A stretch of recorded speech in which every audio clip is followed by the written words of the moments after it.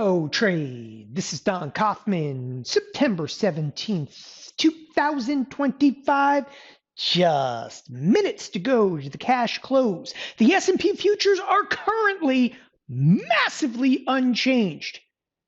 Wouldn't have thought that, right? You had the Fed, you had some FOMO, and you had some fallout today, some wild trade.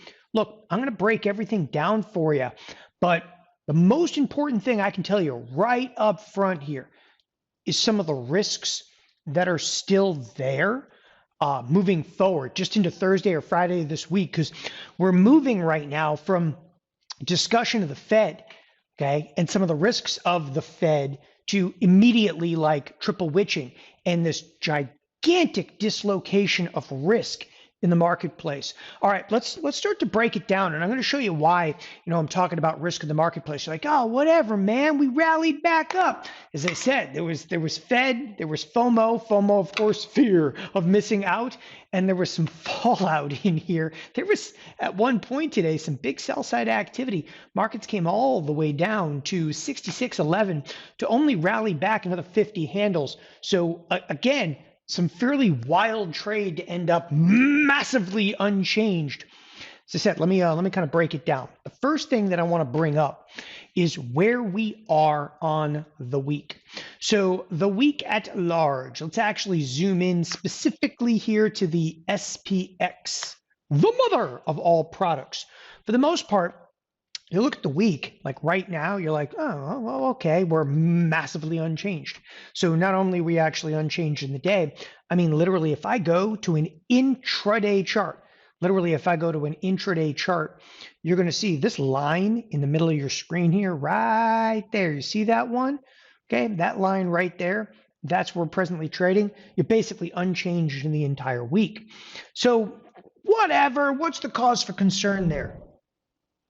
The largest gamma risk basically in the history of markets. Is that one good enough for you? And you go, well, what the hell is that?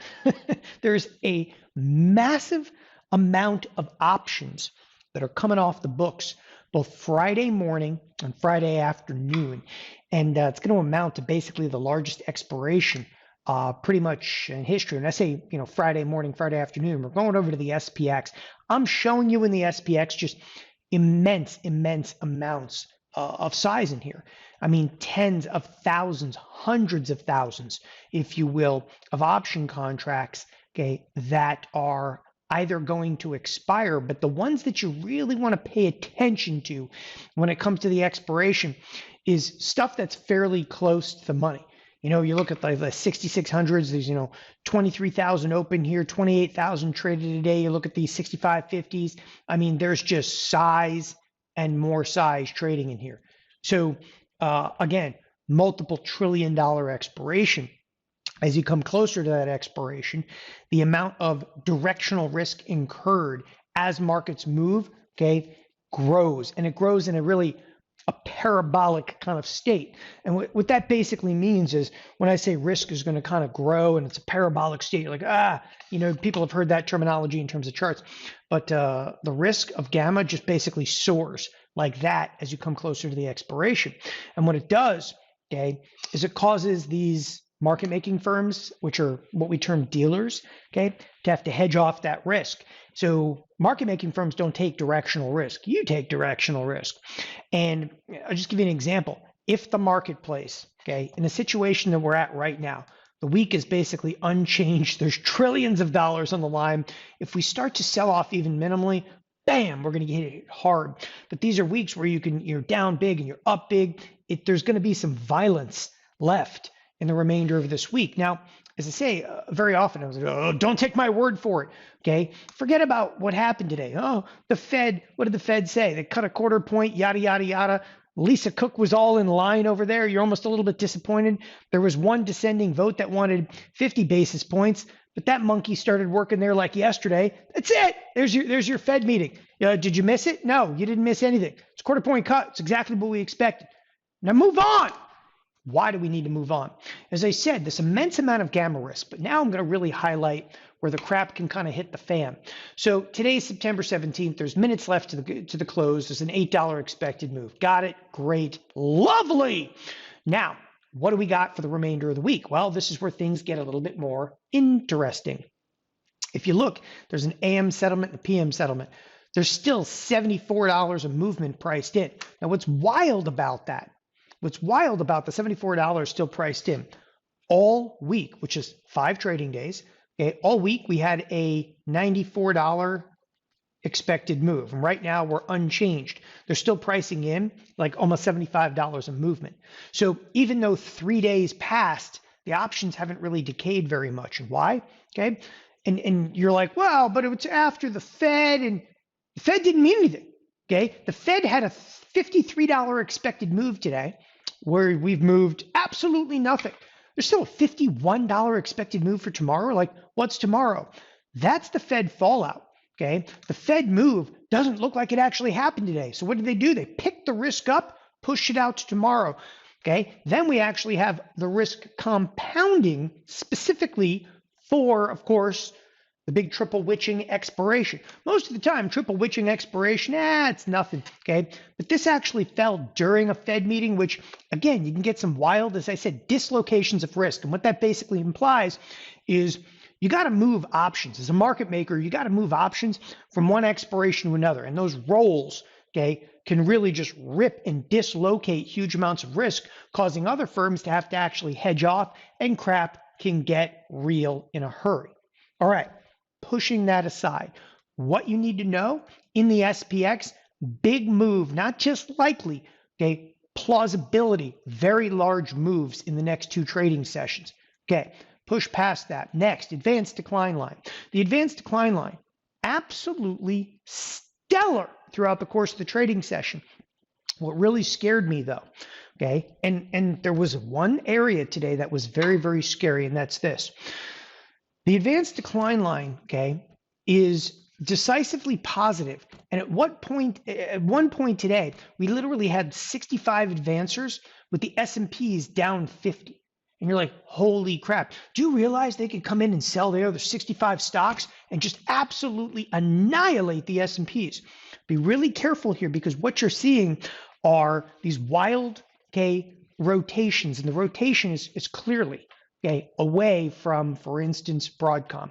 Broadcom, it's only down about 4%. NVIDIA down about 2.5%, okay?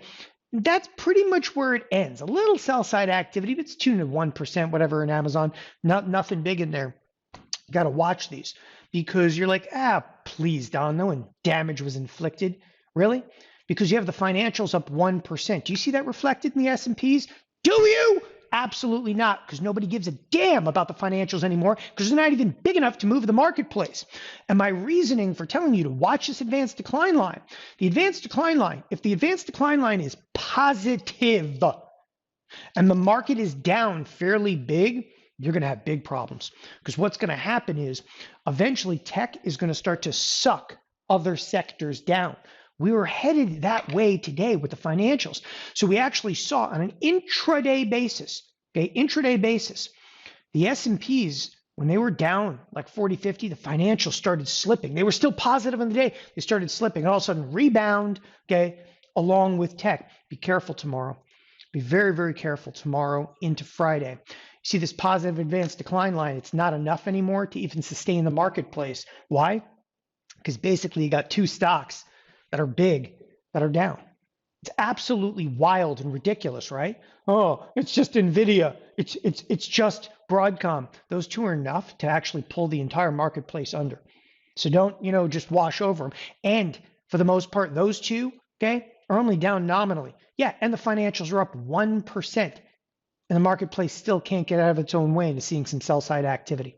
So I'm going to tell you again, this marketplace, it's got a lot of risk packed into it for the next couple of days. You've also got dollar strength. Dollar strength continues. That is a negative for markets at this point. You're going to get dollar strength. They're going to sell the S&Ps. You're going to get dollar strength. They're going to actually whack the commodities. They'll start to sell gold violently, I tell you. By the way, in terms of gold, I actually did do a short position inside of GLD earlier today. Okay, look at that. I'm making the big leagues over here. The big leagues. This one's only up about 8-10%, but I only put it on a few hours ago. Some sell side activity, though, specifically inside of GLD. Look, bottom line with all this, as we come into the cash close, Okay, some big waves that are going to hit this marketplace in the next 24 to 48 hours. There's no question about that. And I'm going to tell you, okay, right now we're on the sell side, but it's specific to tech.